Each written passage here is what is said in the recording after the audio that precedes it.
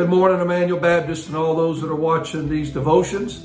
I'm thrilled to be back with you here on Friday morning. I apologize about not being able to do it yesterday morning. Believe it or not, I know we're supposed to have all kinds of free time, but I have been extremely busy, and my days have started at 6 o'clock in the morning and have gone into well into the night. But I'm thankful for God's grace and His goodness, and I'm excited to be with you this morning and what God has for us.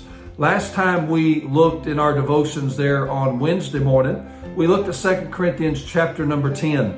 And I want to reread just a couple of those verses and then continue that thought. 2 Corinthians 10 verse 3, the Bible said, "For though we walk in the flesh, we do not war after the flesh. For the weapons of our warfare are not carnal, but mighty through God to the pulling down of strongholds." And then verse 5 says how we do that. And we talked in our last devotion about not only, as Nehemiah said, there's some things that need to be built up that are broken, but there's some things that need to be cast down in strongholds, and especially in the area of our mind, which is where all battles begin.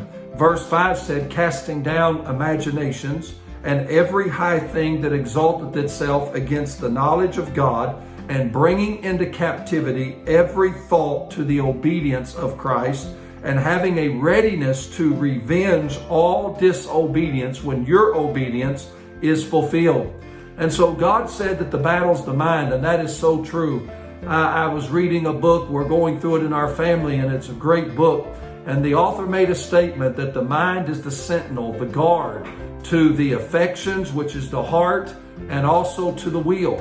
And if your mind is corrupted, or if your mind is deceived, then the affections and will follow whatever's going on in the mind. The affections can be bent, the will can be bent, and the mind protect them and get you back in shape. But when your mind is deceived and your mind is corrupted, that author said, and I agree, that the affections and the will follow. And how true that is. And so I'm thankful today for the grace of God that can help us learn about some strongholds. And I want you to notice how we are to get rid of those. Three things. First of all, in verse 5, he said, casting down. In other words, we are to pull down or throw down. The minute something comes in our life, or especially in our thought life and mind, that is not of God, we need to cast it. We need to immediately grab a hold of it, as you would a bee flying around you that gets on you, and you grab it and throw it down. Or if a snake were to latch onto you, you would grab it and throw it down, or a bug. We need to do the same thing to those.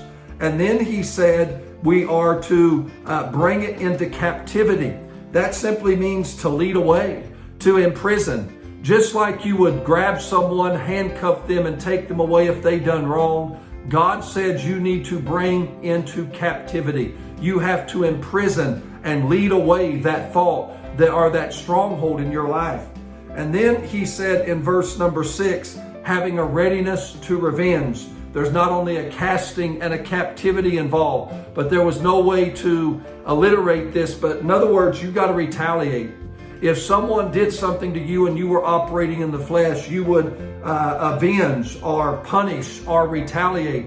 And God says that's exactly the way we're to take those strongholds, those thoughts, those imaginations that are against God, and bring them into the obedience of Christ, which is the Word of God. I challenge you today, look at your life, cast down, pull down, take revenge. God bless you. We will talk to you later.